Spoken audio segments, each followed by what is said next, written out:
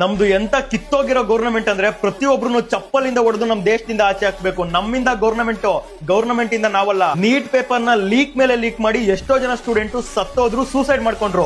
ನಾಳೆ ದಿನ ನಮ್ಮನೆ ಸ್ಟೂಡೆಂಟ್ಸ್ಗೂ ಇದೇ ಗತಿ ಬರುತ್ತೆ. ದುಡ್ಡಿರೋ ದುರಾಂಕಾರದ ದುಷ್ಟ ರಾಜಕಾರಣಿಗಳ ಮಕ್ಕಳು ಔಟ್ ಆಫ್ ಕಂಟ್ರಿಯಲ್ಲಿ ಒಳ್ಳೆ ಎಜುಕೇಶನ್ ತಗೊಂಡು ಆರಾಮಾಗಿರ್ತಾರೆ.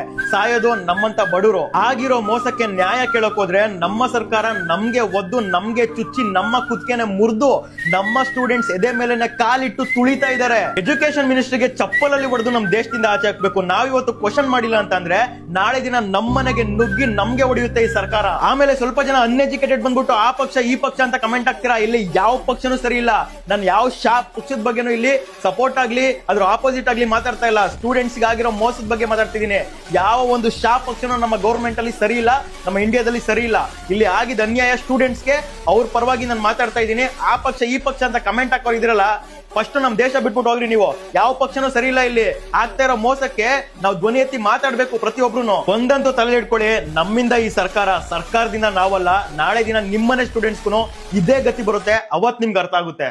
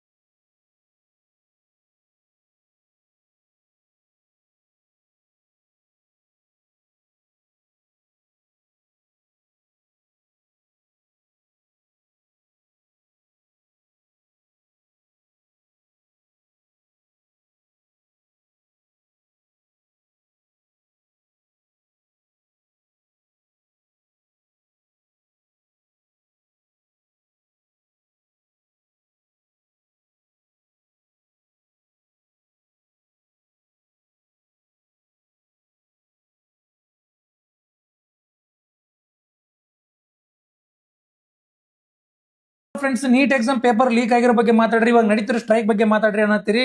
ಸ್ಟ್ರೇಟ್ ಆಗಿ ಹೇಳ್ತೀನಿ ಕೇಳ್ರಿ, ನಮ್ ಇಂಡಿಯಾದಲ್ಲಿ ಎಜುಕೇಶನ್ ಸಿಸ್ಟಮೇ ಸರಿ ಇಲ್ಲ.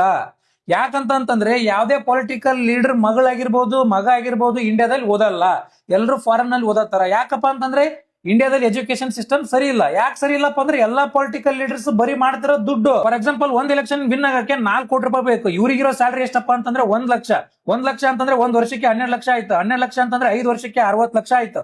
ಉಳಿದಿದ್ದೆಲ್ಲ ಲಾಸ್ ಇವ್ರಿಗೆ. ಆ ಲಾಸ್ ನ ರಿಕವರಿ ಮಾಡ್ಕೊಳ್ಳೋಕೋಸ್ಕರ ಈ ತರ ಪೇಪರ್ ಲೀಕ್ ಮಾಡೋದು, ಅವ್ರನ್ನ ಸಾಯಿಸೋದು, ಇವ್ರನ್ನ ಸಾಯಿಸೋದು, ಗುಂಡಾಗಿರಿ ಮಾಡೋದು ಮಾಡ್ತಾರೆ. ನೀವ್ ಯಾವ್ದಾದ್ರು ಈ ತರ ಜಗಳದೊಳಗಡೆ, ಸ್ಟ್ರೈಕ್ ಒಳಗಡೆ ಪೊಲಿಟಿಕಲ್ ಲೀಡರ್ಸ್ ಮಕ್ಕಳ ನೋಡ್ತೀರಾ? ಇಲ್ಲ. ಅವ್ರು ಯಾರನ್ನ ಟಾರ್ಗೆಟ್ ಮಾಡ್ತಾರಪ್ಪ ಅಂತಂದ್ರೆ ನಿಮ್ಮಂತ ಪುವರ್ ಆಗಿರೋರ್ನ, ಮಿಡಿಲ್ ಕ್ಲಾಸ್ ಇರೋರ್ನ ಟಾರ್ಗೆಟ್ ಮಾಡಿ ಜಾತಿ ಮಧ್ಯೆ ಜಗಳ ಹಚ್ತಾರೆ. ಯಾಕೆ ಗೊತ್ತಾ? ನೀವೇನಾದ್ರೂ ಎಲ್ರು ಒಂದಾಗ್ಬಿಟ್ರೆ ಇವ್ರನ್ನ ಕ್ವಶನ್ ಮಾಡಕ್ ಸ್ಟಾರ್ಟ್ ಮಾಡ್ಬಿಡ್ತೀರಾ. ಅದಕ್ಕೆ ಏನ್ ಮಾಡ್ತಾರಪ್ಪ ಅಂತಂದ್ರೆ ನಿಮ್ ಮಧ್ಯೆನೆ ಜಗಳ ಹಚ್ಚಿ ನಿಮ್ ಮಧ್ಯೆನೆ ಕ್ವಶನ್ ಮಾಡ್ಕೊಳ್ತಾರ ಮಾಡ್ಬಿಡ್ತಾರೆ. ನೀವೇನ್ ಮಾಡ್ತೀರಿ? ಈ ತರ ಟ್ರ್ಯಾಪ್ ಆಗಿ ಯಾವ್ದೋ ಒಂದು ರೆಸ್ಪೆಕ್ಟೆಡ್ ಪೊಲಿಟಿಕಲ್ ಪಾರ್ಟಿ ಲೀಡರ್ ನ ಸಪೋರ್ಟ್ ಮಾಡ್ಕೊಂತ ಅಣ್ಣ ಬಾಸ್ ಅನ್ಕಂತ ಹೋಗ್ಬಿಡ್ತೀರಿ. ಒಂದೇ ಪೊಲಿಟಿಕಲ್ ಪಾರ್ಟಿ ಬಗ್ಗೆ ಮಾತಾಡ್ತಾ ಇಲ್ಲ ನಾನು ಇಲ್ಲಿ. ಎಲ್ಲಾ ಪೊಲಿಟಿಕಲ್ ಲೀಡರ್ಸ್ ಅವರೇ. ಇವಾಗ ನಾನು ಆಕ್ಚುಯಲ್ ಮ್ಯಾಟರ್ಗೆ ಬರ್ತೀನಿ. ಸಿಜೆಪಿ ಇದು ಏನಪ್ಪಾ ಅಂತಂದ್ರೆ ಸುಮ್ನೆ ಖಾಲಿ ಪೀಲಿ ಪಕ್ಷ ಕಟ್ಟಿದ್ರಿ ಇವ್ರು. ಏನು ಯೂತ್ಸ್ಗೋಸ್ಕರ ಅಂತಾರೆ. ಇಲ್ಲಿ ಯೂತ್ಸ್ಗೋಸ್ಕರ ಏನು ನಡೀತಾನೆ ಇಲ್ಲ. ಅವ್ರು ಏನ್ ಮಾಡ್ತಿದಾರಪ್ಪ ಅಂದ್ರೆ ಸ್ಟೇಜ್ ಮೇಲೆ ಹೋಗಿ ಯಾವ್ದಾದ್ರು ದೇವ್ರ ಬಗ್ಗೆ ಮಾತಾಡೋದು, ಜಾತಿ ಬಗ್ಗೆ ಮಾತಾಡೋದು, ಆರ್ಟಿಕಲ್ ಬಗ್ಗೆ ಮಾತಾಡೋದು. ಇಲ್ಲಿ ನಡೀತಿರೋದು ಎದ್ರ ಬಗ್ಗೆ? ನೀಟ್ ಎಕ್ಸಾಮ್ ಬಗ್ಗೆ. ಸೋನಮ್ ಅವ್ರು ಹಂಗರ್ ಸ್ಟ್ರೈಕ್ ಮಾಡಿರೋದು ಯಾವ್ದ್ರ ಬಗ್ಗೆ? ನೀಟ್ ಎಕ್ಸಾಮ್ ಬಗ್ಗೆ. ಅದ್ರ ಬಗ್ಗೆ ಮಾತಾಡೋದ್ ಬಿಟ್ಟು ಉಳಿದೆಲ್ಲ ಮಾತಾಡಿದ್ರೆ ಏನಾಗುತ್ತೆ? ಪೊಲಿಟಿಕಲ್ ಆಗಿ ಹೋಗುತ್ತೆ. ನೇಪಾಳ ಒಳಗಡೆ ಜಂಜೀದವ್ರು ಎಲ್ಲ ಸೇರಿ ಒಂದ್ ಸ್ಟ್ರೈಕ್ ಮಾಡಿದ್ರು. ಯಾಕೆ ಮಾಡಿದ್ರು? ಯಾವ್ದೇ ಪೊಲಿಟಿಕಲ್ ಪಾರ್ಟಿಯಿಂದ ಸಪೋರ್ಟ್ ತಗೊಂಡ್ ಮಾಡಿಲ್ಲ ಅವ್ರು. ಈ ಸಿಜೆಪಿ ಏನ್ ಬಂದತ್ ನೋಡು, ಇವ್ರು ಕೂಡ ಇವ್ರು ದುಡ್ಡು ಹೊಡೆಯರೆ. ಪಾರ್ಟಿ ಏನಾದ್ರೂ ಈಗ ಪವರಿಗೆ ಬಂತಪ್ಪ ಅಂತಂದ್ರೆ ನಿಮ್ನ ಯಾರನ್ನ ಕೇರ್ ಮಾಡಲ್ಲ, ನಿಮ್ನೆಲ್ಲ ತಗೊಂಬಂದ್ ಇಲ್ಲಿ ಇಟ್ಕೊಂತಾರೆ. ಸೊ ಗೈಸ್ ನಾನ್ ಏನ್ ಹೇಳ್ತಿದ್ದೀನಪ್ಪ ಅಂತಂದ್ರೆ ಎಲ್ಲಾ ಸ್ಟೂಡೆಂಟ್ಸ್ಗೂ ರೈಟ್ಸ್ ಐತಿ ಅವ್ರ ಹಕ್ನ ಕೇಳಕ್ಕೆ. ಅಲ್ಲಿ ಪೊಲೀಸ್ ಆರ್ಮಿದವರು ಬಡಿಯೋದು ಹೊಡೆಯೋದು ಮಾಡತ್ತಾರ, ಅದೆಲ್ಲ ತಪ್ಪೇ, ಅದನ್ನ ಮಾಡ್ಬಾರ್ದಾಗಿತ್ತು. ಬಟ್ ನೀವೇನ್ ಮಾಡಿದ್ರಪ್ಪ ಅಂದ್ರೆ ಗಿಜೆಪಿ ಅಂತ ಅದರಿಂದ ಹೋಗ್ಬಾರ್ದು. ಅವರಿಂದ ಹೋದ್ರೆ ಅವ್ರದ್ದು ಅಜೆಂಡಾನೇ ಬೇರೆ ಐತಿ. ಅವರಿಂದ ಹೋದ್ರೆ ಈ ತರ ನೀವು ಅನ್ಭವಿಸ್ಬೇಕಾಗುತ್ತೆ. ನೀವು ಸೈಲೆಂಟ್ ಆಗಿ ಪ್ರೊಟೆಸ್ಟ್ ಮಾಡಿದ್ರೆ, ನಿಮ್ ಹಕ್ಕ ಕೇಳಿದ್ರೆ ಯಾರು ನಿಮ್ ಹೊಡೆಯೋದು ಬಡಿಯೋದು ಮಾಡಲ್ಲ. ಸೊ ಗೈಸ್ ನಾನ್ ಏನ್ ಹೇಳ್ತೀನಪ್ಪ ಅಂದ್ರೆ ಜಾತಿ ಅಂತ ಜಗಳ ಆಡೋದ್ ಬಿಡ್ರಿ, ನೀವೆಲ್ಲರೂ ಒಂದಾಗ್ರಿ, ಎಲ್ಲಾ ಜಾತಿಯವರು ಒಂದಾಗಿ ಪಾರ್ಲಿಮೆಂಟ್ ನುಗ್ಗ್ರಿ, ಆ ಎಜುಕೇಶನ್ ಮಿನಿಸ್ಟರ್ನ ಕೆಳಗಿಳಿಸ್ರಿ, ಕಾಲರ್ ಹಿಡಿದು ಹೊರಗಡೆ ದಬ್ರಿ. ಯಾಕೆ ಚೇಂಜ್ ಆಗಲ್ಲ ನಾನು ನೋಡ್ತೀನಿ. ನೀಟ್ ಎಕ್ಸಾಮ್ ಎಷ್ಟು ಕಷ್ಟ ಇರುತ್ತೆ, ಅದಕ್ಕೆ ಎಷ್ಟು ಓದಬೇಕು, ಎಷ್ಟು ಪರಿಶ್ರಮ ಇರುತ್ತೆ ಅನ್ನೋದು ನನಗೂ ಗೊತ್ತು. ಯಾಕಪ್ಪ ಅಂದ್ರೆ ನಾನು ನೀಟ್ ಎಕ್ಸಾಮ್ ಬರೀದೀನಿ. ಕೊರೋನಾದಲ್ಲಿ ಲಾಕ್ಡೌನ್ ಆಗಿ 1 ವರ್ಷ ನೀಟ್ ಎಕ್ಸಾಮ್ ಪೋಸ್ಟ್ಪೋನ್ ಆಗಿರೋದಕ್ಕೆ ಎಷ್ಟೋ ಅನ್ಭವಿಸ್ಬಿಟ್ಟಿದ್ವಿ. ಬಟ್ ಇಲ್ಲಿ ಬೇಕಂತ ಯಾರೋ ಮಾಡಿರೋ ತಪ್ಪಿಗೆ ಇಲ್ಲಿ ಸ್ಟೂಡೆಂಟ್ಸ್ ಗಳು ಬಲಿ ಆಗ್ತಿದ್ದಾರೆ. ಇದನ್ನೆಲ್ಲ ಬಿಡ್ರಿ, ಖಾಲಿ ಪೀಲಿ ಹೊಡೆದಾಡೋದು ಬಿಡದಾಡೋದು, ಅಲ್ಲಿಗೆ ಹೋಗಿ ಸ್ಟ್ರೈಕ್ ಮಾಡ್ರಿ. ಅದು ಯಾಕೆ ರೈಟ್ ಸಿಗಲ್ಲ ಅಂತ ನೋಡ್ತೀನಿ.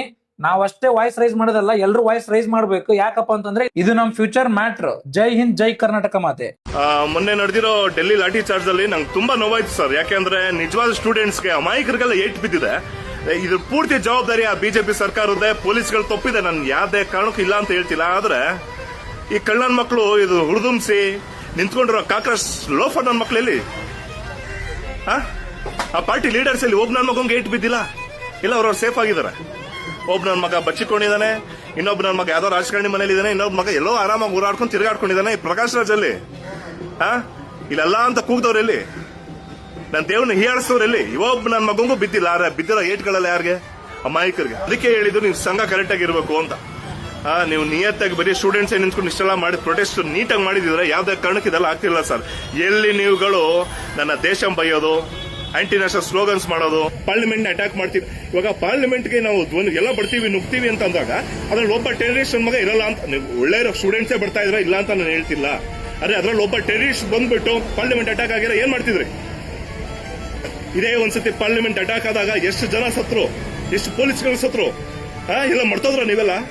ಅದೇ ಆಗ್ತಿಲ್ಲ ನಮ್ಮ ದೇಶದಲ್ಲಿ. ಈಗ ನಮ್ಮ ದೇಶ ಪಕ್ಕ ಪ್ಲಾನ್ ಮಾಡಿ ಕಸಡ ನನ್ನ ಮಕ್ಕಳೆಲ್ಲ ಮಾಡ್ತಾ ಇದಾರೆ. ನಾವು ಬಲಿ ಆಗ್ತಾ ಇರೋದು ಯಾರು? ನಮ್ಮ ದೇಶದಲ್ಲಿರೋ ಸ್ಟೂಡೆಂಟ್ಸ್. ಅವರೆಲ್ಲ ಸೇಫ್ ಆಗ್ತಾ ಇದಾರೆ. ದಯವಿಟ್ಟು ನೀವು ಅರ್ಥ ಮಾಡ್ಕೊಂಡು. ಪಡ್ಕೊಂಡೆ ಮೊದಲನೇ ದಿನದಿಂದ ಪಡ್ಕೊಂಡೆ, ಇಂತ ನಾವು ನಂಬೇಡಿ ಬಾವಿಗೆ ತಳ್ತಾರೆ, ಓಡೋಗ್ತಾರೆ ಅಂತ ಯಾರು ಕೇಳಿಲ್ಲ. ಇವಾಗ ನನ್ನ ದೇಶನ, ನನ್ನ ಧರ್ಮನ, ನನ್ನ ಜನನೇ ಹೊಡಿತಾ ಇದಾರೆ. ಇದು ನೀವು ಅರ್ಥ ಮಾಡ್ಕೋಬೇಕು. ಜೈ ಹಿಂದ್. ಯುವಕರನ್ನ ರೊಚ್ಚಿಗೆಬ್ಸ್ಬಾಡ್ರು ಅರ್ಥ ಮಾಡ್ಕೋರು ಮರ. ಪ್ರಜಾಪ್ರಭುತ್ವದೊಳಗ ಭಿನ್ನಾಭಿಪ್ರಾಯಗಳು ಬರದ. ಅದು ಕಾಂಗ್ರೆಸ್ ಇರಲಿ, ಬಿಜೆಪಿ ಇರಲಿ, ಮತ್ತೊಂದಿರ್ಲಿ ಯಾವ ಪಕ್ಷ ಇದ್ರೂ ಭಿನ್ನಾಭಿಪ್ರಾಯ ಇರ್ತವ. ಬಟ್ ಯುವಕರು ಏನಾರ ರೊಚ್ಚಿಗೆದ್ರಪ್ಪ ಅಂದ್ರೆ ಒಮ್ಮೆ ನೆನಪು ಮಾಡ್ಕೊಳ್ರಿ, ನೇಪಾಳದೊಳಗ ಯುವಕರಿಂದ ಬಹಳ ದೊಡ್ಡ ಪ್ರತಿಭಟನೆ ಆಯ್ತು. ಏನಾಯ್ತು ಪರಿಣಾಮ? ಬಾಂಗ್ಲಾದೇಶದೊಳಗೆ ಏನಾಯ್ತು? ಒಮ್ಮೆ ಅರ್ಥ ಮಾಡ್ಕೊರಿ. ದಯವಿಟ್ಟು ವಿದ್ಯಾರ್ಥಿಗಳ ಪ್ರತಿಭಟನೆಯನ್ನ ಅಥವಾ ಯಾವುದೇ ಒಬ್ಬ ವ್ಯಕ್ತಿಯ ಪ್ರತಿಭಟನೆಯನ್ನ ಹಗುರವಾಗಿ ತಗೋಕೋಬೇಡ್ರಿ. ಅವ್ರದ್ದು ಏನೈತು ಕುಂದುಕೊರತೆಗಳನ್ನ ನಿವಾರಿಸ್ರಿ, ಪಾರದರ್ಶಕವಾಗಿರ್ತಕ್ಕಂಥ ಒಂದು ತನಿಖೆಯನ್ನ ಮಾಡಿಸ್ರಿ, ಅವರ ಸಮಸ್ಯೆಗೆ ಒಂದು ಪರಿಹಾರವನ್ನು ಕಂಡುಕೊಳ್ರಿ.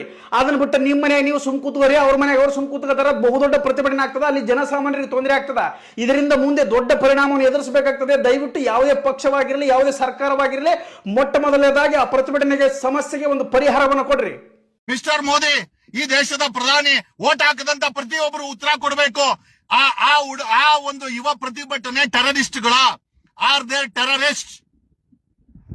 ವೈ ಈಸ್ ದೆಹಲಿ ಪೊಲೀಸರು ಎಂತ ಸತ್ತೋಗಿರೋ ಸಮಾಜದಲ್ಲಿ ನಾವೆಲ್ಲ ಬದುಕ್ತಾ ಇದ್ದೀವಿ ಅಂತಂದ್ರೆ ಈ ದೇಶದಲ್ಲಿ ನಾವು ಬದುಕಬೇಕಾ ಅಥವಾ ಇದನ್ನೆಲ್ಲ ಬಿಟ್ಟು ಹೋಗಬೇಕಾ ಅನ್ನೋ ಒಂದು ಪ್ರಶ್ನೆಗೆ ಉತ್ತರವನ್ನು ಅಲ್ರಿ. What is their crime? ಆ ಪ್ರತಿಭಟನೆಕಾರರ ತಪ್ಪೇನು? ಬ್ಯಾರಿಕೇಡ್ಗಳಿಗೆ ಕರೆಂಟ್ ಕೊಡುವಂತ ಅವಶ್ಯಕತೆ ಏನಿದೆ? ಅವರ ಮೇಲೆ ಲಾಠಿ ಚಾರ್ಜ್ ಮಾಡುವಂತ ಅವಶ್ಯಕತೆ ಇದೆ? ಅವರುಗಳನ್ನ ಪ್ರಾಣ ತೆಗೆಯುವಂತ ಅವಶ್ಯಕತೆ ಏನಿದೆ? ದೆಹಲಿಯ ಜಂತರ್ ಮಂತರ್ ನಲ್ಲಿ ನಡೀತಿರುವಂತಹ ಹಿಂಸಾತ್ಮಕವಾದ ಪ್ರೊಟೆಸ್ಟ್ ಇದು. ಪ್ರೊಟೆಸ್ಟ್ ಮಾಡ್ತಿರೋದಕ್ಕೆ ಉದ್ದೇಶ ಏನು? ಕ್ವಶನ್ ಪೇಪರ್ ಲೀಕ್ ಆಗಿದೆ, ವಿದ್ಯಾರ್ಥಿಗಳಿಗೆ ತೊಂದರೆ ಆಗಿದೆ, ಸೂಸೈಡ್ ಮಾಡ್ಕೊಂಡಿದ್ದಾರೆ ವಿದ್ಯಾರ್ಥಿಗಳು. ಅವರ ಭವಿಷ್ಯಕ್ಕೆ ಹೊಣೆ ಯಾರು? ಸರ್ಕಾರ ಏನ್ ಮಾಡ್ತಾ ಇದೆ? ಶಿಕ್ಷಣ ಸಚಿವರಾದ ಧರ್ಮೇಂದ್ರ ಪ್ರಧಾನ್ ರಾಜೀನಾಮೆ ಕೊಡಬೇಕು. ಇದಿಷ್ಟು ಉದ್ದೇಶ. ಈ ಉದ್ದೇಶಕ್ಕೋಸ್ಕರನೇ ಪ್ರೊಟೆಸ್ಟ್ ಸ್ಟಾರ್ಟ್ ಆಗಿದ್ದು. ಶಾಂತಿಯುತವಾಗಿ ನಡೀತಾ ಇತ್ತು. ಈಗ ಹಿಂಸಾತ್ಮಕವಾಗಿ ಟರ್ನ್ ಆಗಿದೆ. ಈ ಟರ್ನ್ ಆಗೋದಕ್ಕೆ ಕಾರಣ ಏನ್ ಗೊತ್ತಾ? ದೇಶ ವಿರೋಧಿ ಸಂಘಟನೆಗಳು, ಆಮೇಲೆ ಒಂದಿಷ್ಟು ದೇಶಗಳಿದಾವೆ, ಮುಸ್ಲಿಂ ದೇಶಗಳು, ಅವರೆಲ್ಲರೂ ಫಂಡ್ ಮಾಡಿದ್ದಾರೆ. ಯಾವ ಉದ್ದೇಶಕ್ಕೋಸ್ಕರ ಫಂಡ್ ಮಾಡಿದ್ರು? ಶಾಂತಿಯುತವಾಗಿ ನಡೀತಾ ಇದೆ, ಇದನ್ನ ನಾವು ಗಲಭೆ ಎಪ್ಸೋಣ, ದೊಂಬಿ ಎಪ್ಸೋಣ, ನಮ್ಮ ರಾಜಕೀಯ ಸ್ವಾರ್ಥಗಳನ್ನ ಇದನ್ನ ಬಳಸ್ಕೊಳ್ಳೋಣ ತುಂಬಾ ದೊಡ್ಡ ಮಟ್ಟಕ್ಕೆ ಗಲಾಟೆ ಮಾಡಿಬಿಟ್ಟು ಕೇಂದ್ರ ಸರ್ಕಾರನ ಬೀಳ್ಸೋಣ, ವೈಯಕ್ತಿಕವಾಗಿ ಮೋದಿ ಅವರಿಗೆ ತೇಜೋವಧೆ ಮಾಡೋಣ, ಇದು ಉದ್ದೇಶ. ಈ ಉದ್ದೇಶಕ್ಕೋಸ್ಕರ ಅವ್ರು ಏನ್ ಮಾಡಿದ್ರು ಅಂತ ಹೇಳಿದ್ರೆ ಒಂದಿಷ್ಟು ಟಿವಿ ಚಾನಲ್ಗಳಿಗೆ, ಒಂದಿಷ್ಟು ಇನ್ಫ್ಲುಯೆನ್ಸರ್ಗಳಿಗೆ, ಕ್ರಿಯೇಟರ್ಸ್ಗಳಿಗೆ ಚೆನ್ನಾಗಿ ದುಡ್ಡು ಕೊಟ್ಟರು. 50,000ದಿಂದ 1 ಲಕ್ಷ ಕೊಟ್ಟಿದ್ದಾರೆ ಅನ್ನೋದು ನನಗೊಂದಿಷ್ಟು ಮಾಹಿತಿ ಬಂದಿದೆ. ಆ ದುಡ್ಡು ಇಸ್ಕೊಂಡ್ಬಿಟ್ಟು ಕ್ರಿಯೇಟರ್ಸ್ಗಳು ಏನ್ ಮಾಡಿದ್ರು ಅಂತ ಹೇಳಿದ್ರೆ ಈ ವಿಷಯ ಗೊತ್ತಿಲ್ಲದ್ರು ಕೂಡ ಸ್ಕ್ರಿಪ್ಟ್ ರೆಡಿ ಮಾಡ್ಕೊಂಡ್ಬಿಟ್ಟು ಬಾಯಿಗೆ ಬಂದಂಗೆ ಮಾತಾಡೋದಕ್ಕೆ ಸ್ಟಾರ್ಟ್ ಮಾಡೋದು. At the same time news ಚಾನಲ್ಗಳು ಕೂಡ ಬೇಕು ಅಂತಾನೆ ಇದರಲ್ಲಿ ಹಿಂಸಾತ್ಮಕವಾಗಿ ನಡೀತಿರೋದಕ್ಕೆ ಉದ್ದೇಶ ಏನು ಅನ್ನೋದನ್ನ ತೋರಿಸದೆ ಪೊಲೀಸರು ಹೊಡಿತಾ ಇರೋದು, ಸರ್ಕಾರದಿಂದ ತೊಂದರೆ ಆಗ್ತಿದೆ ವಿದ್ಯಾರ್ಥಿಗಳಿಗೆ ಅನ್ನೋದನ್ನೇ ಕೂಡ ಹೈಲೈಟ್ ಮಾಡೋದಕ್ಕೆ ಹೋದ್ರು. ಆಮೇಲೆ ಏನ್ ಮಾಡಿದ್ರು ಅಂತ ಹೇಳಿದ್ರೆ ಈ ದೇಶ ವಿರೋಧಿ ಸಂಘಟನೆಗಳೆಲ್ಲ ಸೇರ್ಕೊಂಡ್ಬಿಟ್ಟು ವಿದ್ಯಾರ್ಥಿ ಸಂಘಟನೆಗಳಿಗೆ ಒಂದಿಷ್ಟು ದುಡ್ಡು ಕೊಟ್ಬಿಟ್ಟು ಇದರಲ್ಲಿ ಎಲ್ಲಾ ವಿದ್ಯಾರ್ಥಿಗಳನ್ನು ಇನ್ವಾಲ್ವ್ ಮಾಡೋದಕ್ಕೆ, ಪ್ರಚೋದಿಸೋದಕ್ಕೆ, ಟ್ರೆಂಡ್ ನ ಫಾಲೋ ಮಾಡೋದಕ್ಕೆ, ತುಂಬಾ ದೊಡ್ಡ ಮಟ್ಟದಲ್ಲಿ ಗಲಾಟೆ ಮಾಡೋದಕ್ಕೆ ಪ್ರೇರೇಪಿಸಿದ್ರು. ಅದರ ಪರಿಣಾಮ ಏನಾಯ್ತು ಅಂತ ಹೇಳಿದ್ರೆ ಸಾರ್ವಜನಿಕರ ಆಸ್ತಿ ಪಾಸ್ತಿಗಳನ್ನ ನಾಶ ಮಾಡೋದು, ಹೈಡ್ರೋ ಟ್ರೈನ್ ಅನ್ನ ಒಡೆದು ಚೂರು ಮಾಡಾಕ್ಬಿಟ್ರು, ಪೊಲೀಸರಿಗೆ ಹೊಡೆಯೋದಕ್ಕೆ ಹೋಗೋದು, ಅಗ್ರೆಸಿವ್ ಆಗಿ ಬಿಹೇವ್ ಮಾಡೋದು, ದೇಶ ವಿರೋಧಿ ಘೋಷಣೆಗಳನ್ನ ಕೂಗೋದು, ಇದನ್ನೆಲ್ಲ ಸ್ಟಾರ್ಟ್ ಮಾಡಿದ್ರು. ಇದರ ಪರಿಣಾಮ ಪೊಲೀಸರು ಆ ಒಂದು ಸಂದರ್ಭನ ತಿಳಿಗೊಳಿಸೋದಕ್ಕೋಸ್ಕರ ವಿದ್ಯಾರ್ಥಿಗಳಿಗೆ ಹೊಡೆದ್ರು. ಆವಾಗ ಏನಾಯ್ತು ಅಂತ ಹೇಳಿದ್ರೆ ಪೊಲೀಸರೇ ಇಂಟೆನ್ಷನಲಿ ಹೊಡಿತಾ ಇದ್ದಾರೆ, ಸರ್ಕಾರನೇ ಹೊಡೆಯೋ ತರ ಮಾಡ್ತಾ ಇದ್ದಾರೆ ಅಂತ ಹೇಳಿ ಪ್ರೊಜೆಕ್ಟ್ ಮಾಡಿದ್ರು. ಇದು ಯಾವುದು ಸತ್ಯ ಅಲ್ಲ. ಇವಾಗಿನ ಜೆನ್ಸಿಗಳಿಗೆ ಏನ್ ಗೊತ್ತಾ, ಯಾವ ವಿಚಾರಗಳ ಬಗ್ಗೆನೂ 3 ಕಾಸಿಗೂ ಏನು ಗೊತ್ತಿರಲ್ಲ. ಒಟ್ರಾಶಿ ಒಂದು ಟ್ರೆಂಡ್ ನ ಫಾಲೋ ಮಾಡೋದು. ಜೈ ಅಂತ ಹೇಳಿದ್ರೆ ಇವರು ಜೈ ಅಂತ ಹೇಳೋದು, ಹೊಡಿ ಅಂತ ಹೇಳಿದ್ರೆ ಇವರು ಹೊಡಿಯೋದು, ಗಲಾಟೆ ಮಾಡು ಅಂತ ಹೇಳಿದ್ರೆ ಇವರು ಗಲಾಟೆ ಮಾಡೋದು, ಓವರ್ ಆಗಿ ಅಗ್ರೆಸಿವ್ ಆಗಿ ದೇಶ ವಿರೋಧಿ ಘೋಷಣೆಗಳನ್ನ ಕೂಗು ಅಂತ ಹೇಳಿದ್ರೆ ಕೂಗು ಬಿಡೋದು. ಯಾವುದು ಸರಿ ಯಾವುದು ತಪ್ಪು ಏನು ಗೊತ್ತಿಲ್ಲ. ಅದೇ ಟ್ರೆಂಡ್ ಫಾಲೋ ಮಾಡೋದು ಅಂತ ಹೇಳ್ತಾರಲ್ಲ, ಅದನ್ನ ಫಾಲೋ ಮಾಡೋದಷ್ಟೇ ಇವ್ರ ಕೆಲಸ. ಇದ್ರ ಮಧ್ಯದಲ್ಲಿ ಪ್ರಕಾಶ್ ರೈ ತರದ ಒಂದಿಷ್ಟು ಜಿರಳೆಗಳು ಸೇರ್ಕೊಂಡ್ಬಿಟ್ಟಿದ್ದಾರೆ ಇದರಲ್ಲಿ. ಅವ್ರ ಉದ್ದೇಶ ಏನ್ ಗೊತ್ತಾ, ಹಿಂದೂ ಧರ್ಮದ ವಿರೋಧವಾಗಿ ಯಾರೇ ಮಾತಾಡಿದ್ರು ಕೂಡ, ದೇಶ ವಿರೋಧಿ ಸಂಘಟನೆಗಳು ಯಾರೇ ಬಂದ್ರು ಕೂಡ ಅವ್ರ ಜೊತೆ ಕೈ ಜೋಡಿಸೋದು, ತಮ್ಮ ಬೇಳೆಗಳನ್ನ ಬೇಯಿಸ್ಕೊಳ್ಳೋದು, ವಿದ್ಯಾರ್ಥಿಗಳು ಹೊಡ್ತಾ ತಿನ್ನೋದನ್ನ ದೂರ ಕುತ್ಕೊಂಡ್ಬಿಟ್ಟು ಇವ್ರು ನೋಡೋದು ಬಿಟ್ರೆ ಇವ್ರು ಯಾವುದೇ ರೀತಿ ಸಮಸ್ಯೆಗೂ ಸಿಗಾಕೊಳ್ಳಲ್ಲ. ಇದ್ರ ಬಗ್ಗೆ ನಿಮ್ಗೆ ಏನ್ ಅನ್ಸುತ್ತೆ ಗಾಯ್ಸ್? ವಿದ್ಯಾರ್ಥಿಗಳಿಗೆ ಒಳ್ಳೇದಾಗಬೇಕು, ಅವ್ರ ಭವಿಷ್ಯ ಚೆನ್ನಾಗಿರ್ಬೇಕು, ಅದು ಮುಖ್ಯ ಅಲ್ವಾ? ಅದನ್ನ ಬಿಟ್ಬಿಟ್ಟು ಇವರು ಈ ರೀತಿ ಹಿಂಸಾತ್ಮಕವಾಗಿ ಪ್ರೊಟೆಸ್ಟ್ ಮಾಡ್ತಿರೋದ್ರ ಬಗ್ಗೆ ನಿಮ್ಮ ಅಭಿಪ್ರಾಯಗಳೇನು? ಪರ ವಿರೋಧ ಏನಾದ್ರೂ ಇರಲಿ ಕಮೆಂಟ್ ಅಲ್ಲಿ ತಿಳಿಸಿ. ಪ್ರತಿಯೊಬ್ಬರು ಶೇರ್ ಮಾಡಿ, ವಿಡಿಯೋನ ರೀಪೋಸ್ಟ್ ಮಾಡಿ. ಇನ್ನಷ್ಟು ವಿಡಿಯೋಗಳನ್ನ ನೋಡೋದಕ್ಕೋಸ್ಕರ ನನ್ನ ಅಕೌಂಟನ್ನ ಫಾಲೋ ಮಾಡ್ಕೊಳ್ಳಿ.